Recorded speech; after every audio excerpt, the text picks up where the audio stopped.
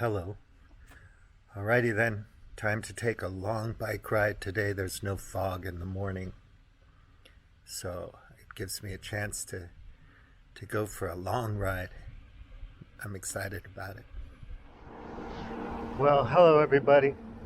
Another ride and talk.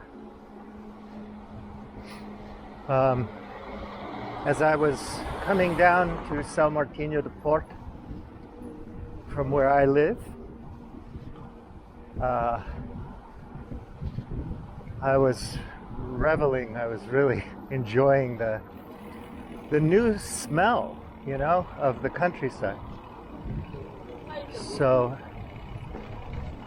every season, every couple of 2 or 3 months, really, like you'll have different smells, different summer smells, like early summer and late summer. And I might go upstairs, or maybe not. Maybe I'll go down here first, if nobody minds. I might have to walk in here.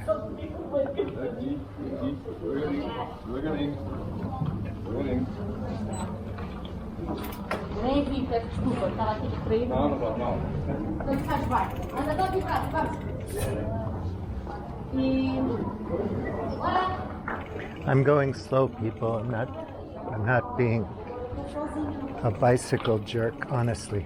It may look faster on the camera. It doesn't seem so crowded that I need to walk the bicycle.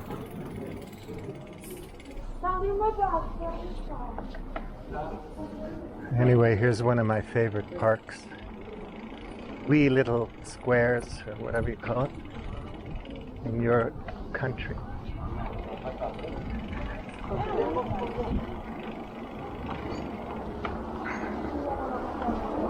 So, like I was saying, you have the early summer smells, pollen, and you have the late summer, and it's the same thing with spring and winter and fall. So different things are blooming, different trees are maturing, fruiting at different times, so you get these different scents in the air. And of course, different, wow, there's a lot of people at the beach. It's August. That's for sure, man. Tomorrow's my birthday. Thank you so much, everyone, for your well wishes. Yeah, it's August, man. Oh my God. And it's a nice day for the beach. There was no fog in the morning. You can see how sunny it is.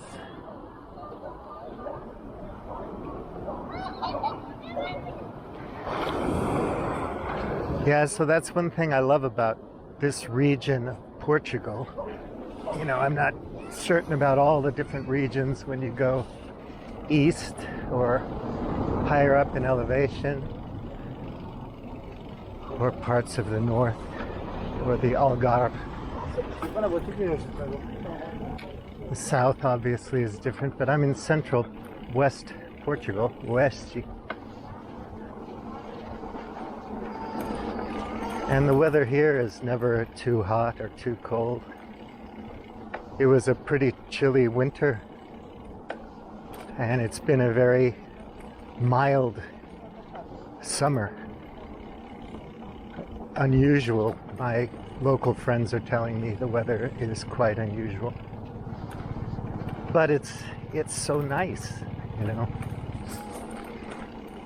And I think the microclimate in this region will be forgiving while we transition to a hotter world. Because regardless of what happens, if people can't cooperate across nations to fight a pandemic, then they're never going to cooperate on climate change. It's going to be the great game until we all die. Who can control the resources? If we don't get them, somebody else will. But some microclimates in the world might be a little bit more forgiving for a while. And then circumstances will force us all to implement ways of doing things that allow us to survive, to preserve whatever kind of civilization comes next. Because things are changing on all levels, as you know, technologically. Science driving tech, tech driving science, business driving everything, profit motive, bizarre incentives, and the internets and the webs and the tubes. But here is very nice, which is why I chose to come here and not somewhere else. But there are really a lot of reasons, not just the weather, obviously. Ooh, it's a nice day. Good day to go fishing with your grandpappy. This little bay here is very special, unique shape. A little circle. This small little entrance over there. Can you see that?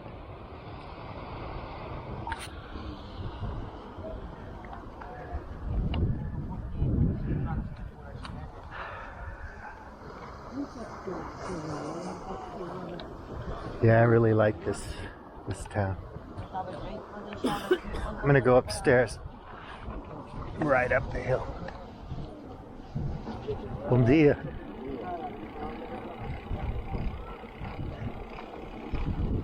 Yeah, so, I love that about this country. I love the seasons. You'd think that in Southern Europe on the Iberian Peninsula, it wouldn't be like this, it would be a hotter,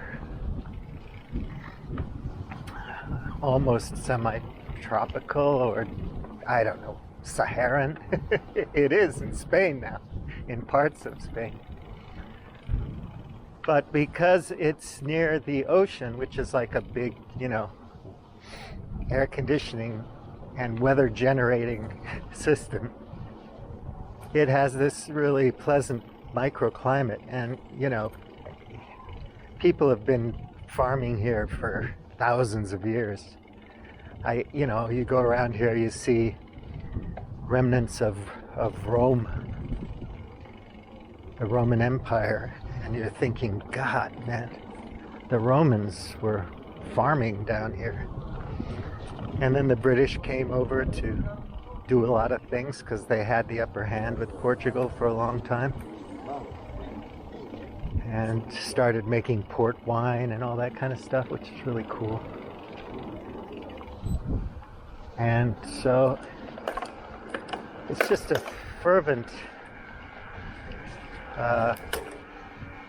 place, very rich in agricultural terms.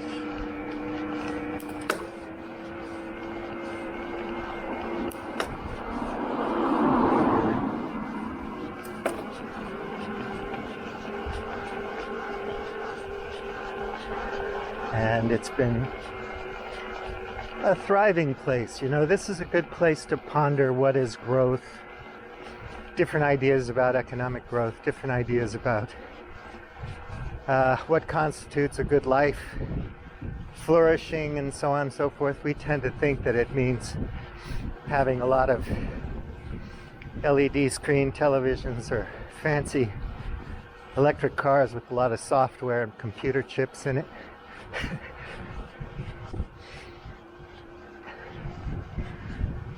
We want recognition from strangers on social media, and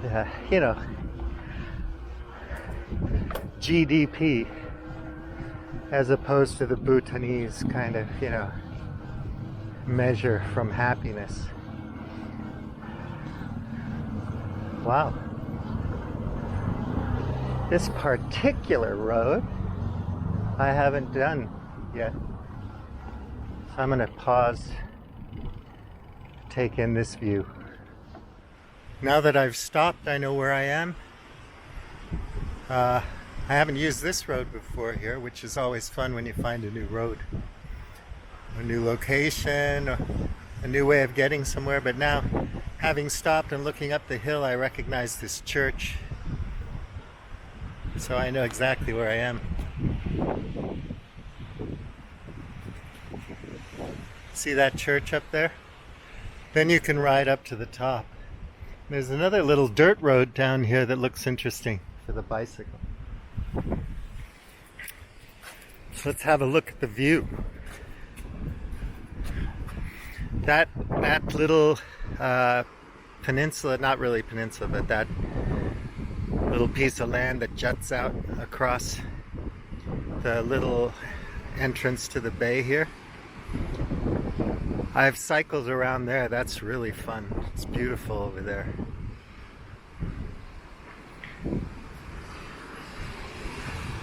And then you see a lot of these sandstone kind of cliffs. I'm not a geologist. I don't know. But it's really dangerous in Portugal to go to the beach and sit underneath these things.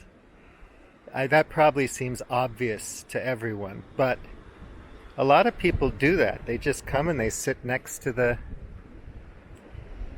underneath one of these cliffs or, steep slopes, and they get killed by falling rocks and debris. So it's terrible. And then the other thing is, even on this particular part of the coast looks calm, but the riptides are tremendous and powerful and fast, and you don't want to mess with them. So people get killed all the time in Nazaré and around all these beaches because they're out playing and they get caught in a riptide and they can't come back. And a lot of these beaches don't have lifeguards on duty, so if you're going to play, stay close to the edge of the water. Don't go swimming unless you're a surfer and you know what you're doing, or you're in a place where they have lifeguards and whatnot. It's really, really dangerous. There are beaches that are calmer, but this is serious here. It reminds me of Northern California. And, it's just not the best place to go bathing. Anyway, oceans are dangerous. Beautiful and dangerous.